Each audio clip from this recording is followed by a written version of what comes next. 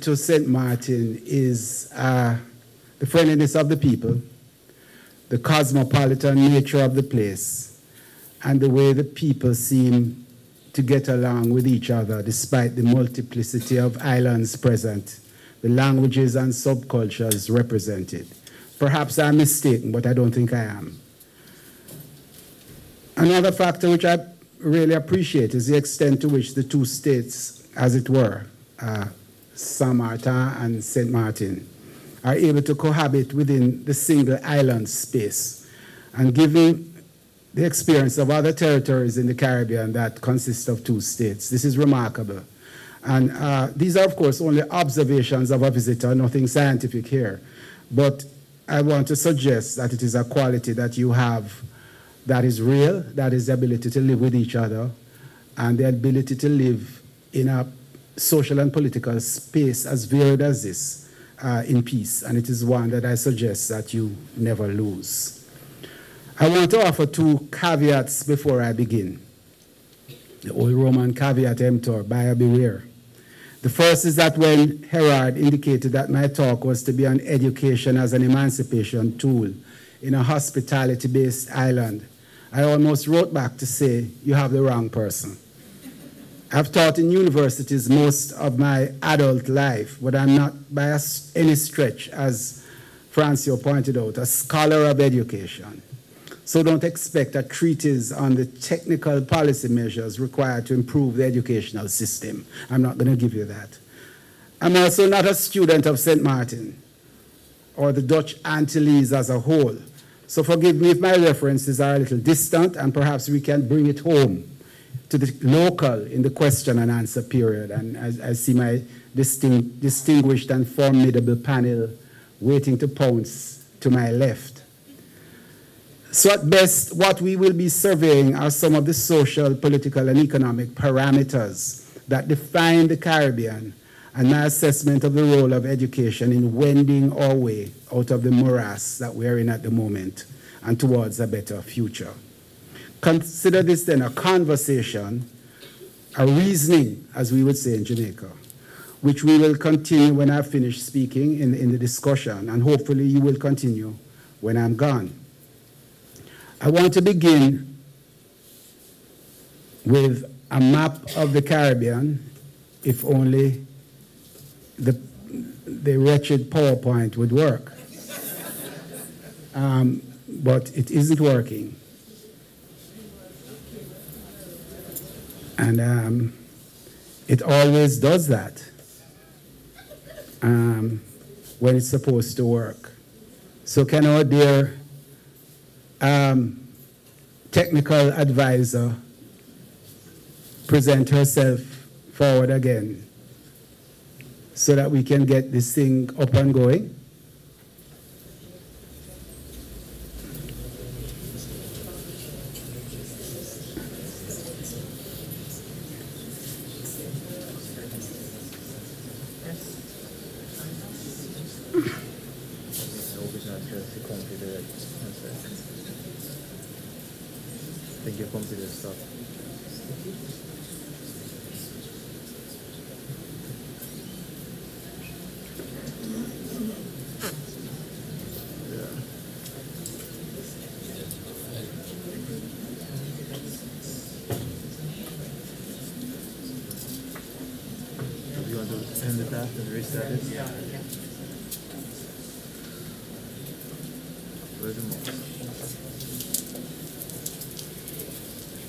Where is it? Is it It's on the desktop. Yes. It's, yes. Okay. Great. Thank you. Yes, I want to begin again, with a map of the Caribbean in order for us to define what I mean when we speak about the Caribbean. I suggest that there are perhaps 3 different lenses with which we can view the region. Of course, there could be 20 lenses, but I'm going to choose 3. One is Plantation America, and that refers to that vast stretch of Middle America from Louisiana, which is up in the left corner there. And New Orleans is a capital of Plantation America, and which continues down to northeastern Brazil, which is outside of our picture in the lower right column. Plantation America, of course, is a broad cultural region defined by the history of plantation slavery. The populations primarily, though not only from West Africa, that were brought here to labor on the plantations, and possesses common demographic, social, and cultural features arising from this history that persists to this day. So that's one broad definition which encompasses the Caribbean but goes beyond the Caribbean geographically, but representing an area of common history and culture. The second I want to refer to is what we could call the Circum Caribbean. And this is, broadly speaking, what some people refer to as the Caribbean Basin. I don't like the term, but I won't say why at this moment. But it is that whole region that includes Cuba, Mexico, Central America, the north coast of South America, and the island chain. And the Circum Caribbean region is certainly part of Plantation America, but in some venues is very close to the Antillean Caribbean. For instance, Bluefields in Nicaragua, Colón in Panama, Barranquilla in Colombia. These are all quintessential Caribbean cities and as close culturally as any Caribbean island is to the next. So that's another definition that we could possibly use. The third I've already referred to in passing, and that is the Antillean Caribbean, and that is the islands. But this is also a nuance in that if we think about the islands, we have to include the mainland islands. That is to say, Belize on the Central American coast, and the 3 Guyanas, French, Guyana, Suriname, and Guyana. And they are as much a part of the islands because of history and culture as if they were surrounded by water. So the Caribbean that we're focusing on today is this third definition, and I do this to make the relevant point, that seen together, this Caribbean, this Antillean Caribbean, is a culturally and historically cohesive region. And it is not a poor region. The population of the islands and their mainland islands is larger than that of Canada. We possess significant land area.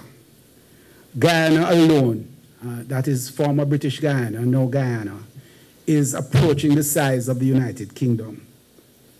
We straddle one of the major sea lanes of the world, the passage through the Panama Canal and the westerly passage from the Cape into the United States, which a lot of people don't really appreciate as well, passes through, oftentimes through the Caribbean.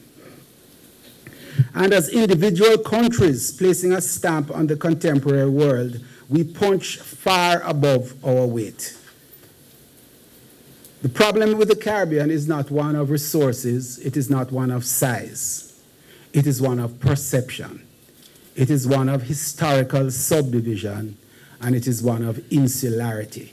But taken as a whole and imagined as one complex cultural, historical, and social region, there is no reason why the Caribbean cannot play a more formidable role in the world.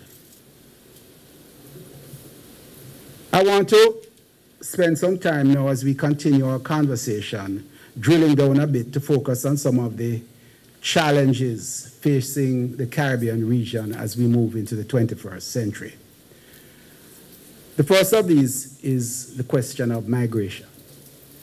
And I've just given some very brief statistics to suggest that we have a problem, but it is a problem that could also be potentially a solution. And the problem is that we have unsustainable rates of migration, not only of our people in general, but of our most skilled people.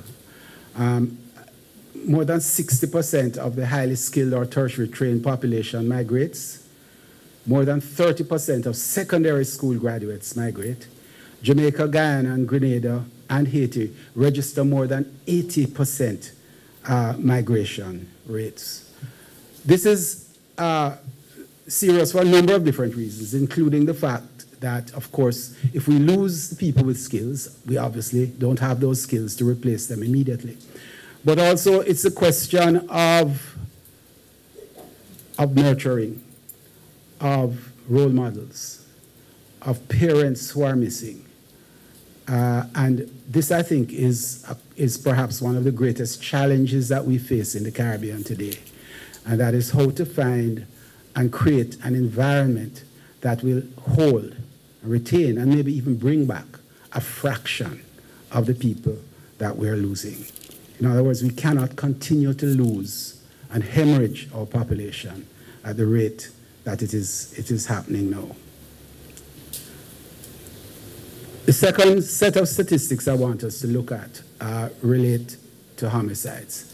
And I know I'm speaking perhaps to the least of the apostles in that St. Martin does not have anywhere near these rates. But we're now not talking about St. Martin, we're talking about the Caribbean.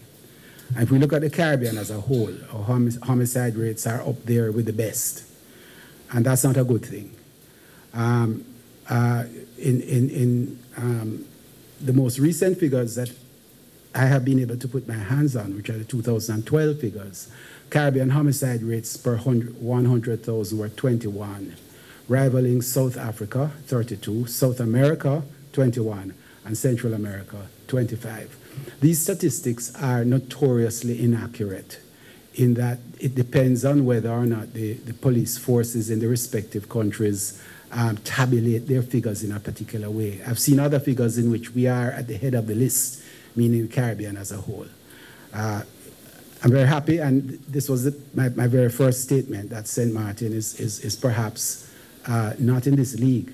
But I think the danger here is that you are in the Caribbean, and the Caribbean is on the pathway, on the drug pathway from South America, where many of the drugs are produced, to the United States. And therefore, if one country becomes too hot, they move to another country. And we've seen this in the Eastern Caribbean, and when they move from one country to another to transship drugs, the violence follows in its wake. So St. Martin is not inoculated against the possibility of things getting worse.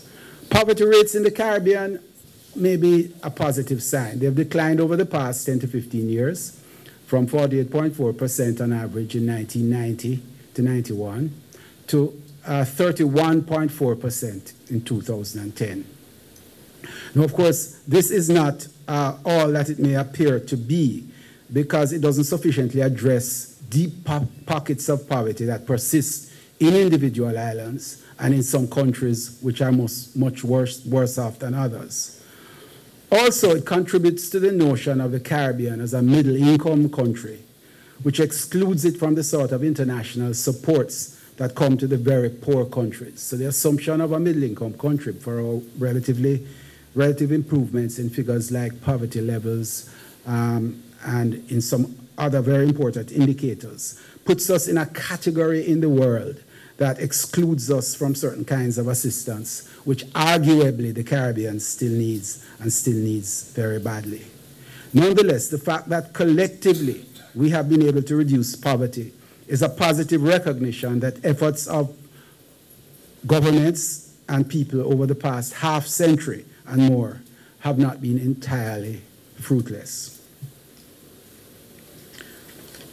This is an important image, And I'm sorry that it is, first of all, showing the Western Caribbean. And I don't know how it grew in this way. When I first took this slide, it was smaller and showed more. But I'm going to try to explain what it doesn't show. This is a picture of the parts of the region that would be underwater if sea levels rose by 6 meters. The island I want you to look at is South Andros Island in the Bahamas. Red indicates underwater, right? Up in your upper right-hand corner is South Andros Island, which will be completely underwater. Think about Anguilla, which is perhaps the same sort of general structure as South Andros. Think about many other islands in the Caribbean. Think about the low-lying parts of St. Martin. 6 meters is a significant rise, and we're not expecting the waters in the region or in the world to rise by 6 meters in the next 10 or 15 years. But they will rise. And I think the science is sufficiently accurate now to know and to recognize that they are already rising. And, let us go through the science of this a little bit, because this is one of the most important points that we can make here today. If sea ice melts, it doesn't change the level of the oceans. But if land ice melts, it does change the level, because then the land ice goes into the sea and increases the level. The latest satellite pictures off the coast of Greenland are suggesting that massive amounts of very cold water are entering the sea just in the region of the North Atlantic Drift. The North Atlantic currents, the extension of the Gulf, the Gulf currents, the Gulf Stream that goes up the side of the United States, and which makes the United Kingdom and Western Europe's coast on the North Sea, like Holland, are rainy and miserable and not snowy and miserable, is being disrupted. It's being disrupted by cold water, which is stopping those currents from moving. And that is likely to mess up the entire circulatory system. So in addition to sea water rise, we're going to have all sorts of climatic effects which are going to affect both the north and the south. And there are no immediate solutions to this. I'm going to come back to this a little later and some of the implications, but I just want to move on quickly to another challenge, which is the question of size. Now, I said in the beginning that collectively we are not that small. We're not that big either, even collectively, but we're not that small. But it doesn't negate the fact that individually we are very small. Of 28 island states, and you can count more than 28, depends on how you count them, but I count 28 island states, all but 6 have less than 1 million people. 12 have less than 100,000 people. Only 5 have a greater area than 4,000 square miles. The greater Los Angeles area is 11,000 square kilometers. My mistake. I'm living in the United States. I drift from kilometers to miles occasionally, so forgive me. 4,000 square kilometers. The greater Los Angeles area, just to get a sense of scale, is 11,000 square kilometers. Smallness is not all bad, and I'm going to come back to that. But it does present severe restrictions on a number of things. If you're a country of 50,000 people, and I'm sure I'm speaking to the converted here, you still have to provide all the services that a country of 5 million people provides, or 50 million people provides. You need security, you need a post office, you need internet. It doesn't reduce in scale the services that need to be provided. Just the numbers that those services go to may be less, but that doesn't affect the range of activities that need to be undertaken. It is a challenge that we face. If we approach development and in the traditional economic sense on an individual island basis, then it is probably only Cuba that passes any threshold for scale as a single state based on market size. And even here, a market of 10 million people is relatively tiny. It's a city market, but it's not in itself massive. We cannot think of any development that can rely solely on internal markets of individual islands. Though the Caribbean market, if defined as close to 40 million people, is somewhat different. Even then, I think it's almost imperative that we have to look at larger outside markets. And we must consider how to pool our resources to sell to the world, both in goods and services. We're already doing this in tourism, people will say. We're already very much selling to the world in the service of tourism. So let us for a moment focus on this crucial industry and consider its challenges. The tourist industry, as we know, is fraught with problems. First, there's a question of the extent to which the country really benefits from tourism. This is one, it's a question of retained value added.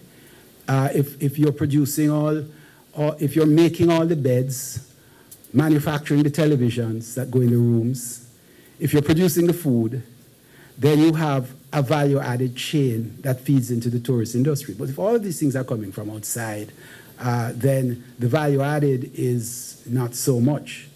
And if the hotel's ownership is repatriating its profits, then the value added is even less. So the question of the extent to which we retain from the tourism product is critical. Cruise shipping is a whole different ballgame because, frankly, we don't get much from cruise shipping. And what we do get, perhaps we have to keep because we have no alternatives.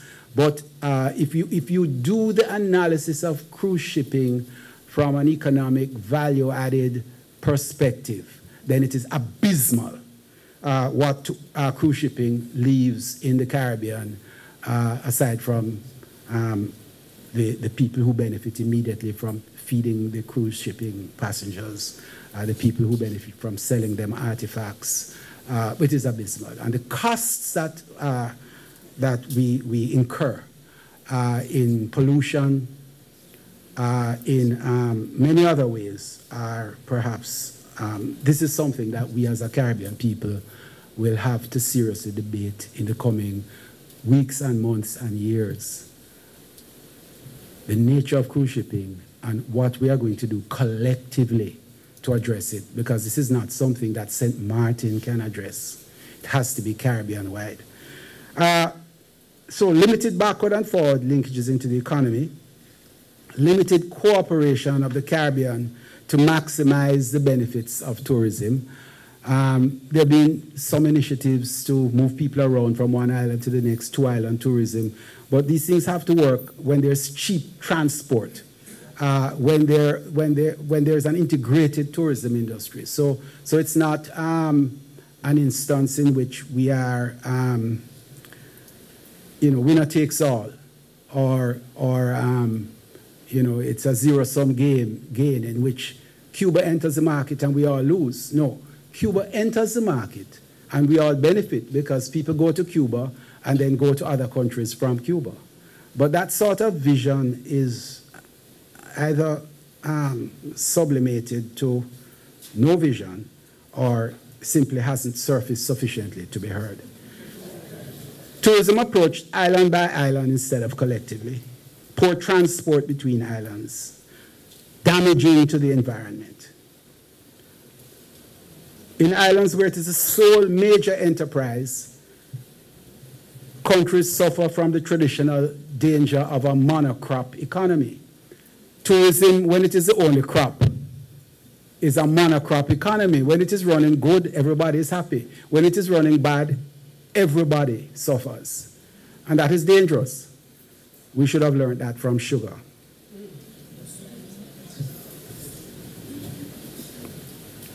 But more so, if global warming destroys the beaches, and I don't want to be the prophet of doom here, but the first thing that is going to go if the sea level rises are the beaches, right? Because they are at sea level, by definition, beaches. So the first thing will go will be the beaches. Thus, the concept of beach tourism will immediately die. So if we're going to have tourists coming here, they won't be coming for the beaches. They'll be coming because the island is beautiful, the culture, what have you, but not because there are beaches.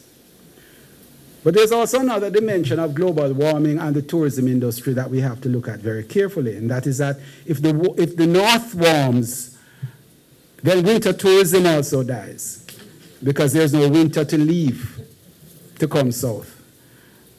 I'm not beating up on tourism, but this is a reality that we have to face in assessing where we go from here.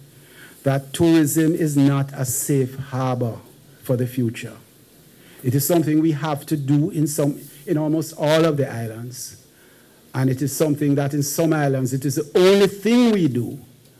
But it is not a safe future. And therefore we need to begin to think over and beyond beach and winter tourism.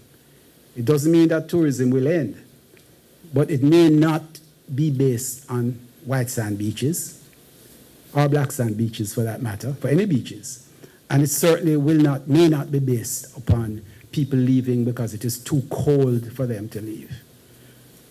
I'm taking the 50-year perspective here, and not the next year perspective. And if we take that perspective, then we can begin to think about how we plan and where we go from here. And I'm not suggesting that we abandon it, of course, but that we approach it in a smarter way.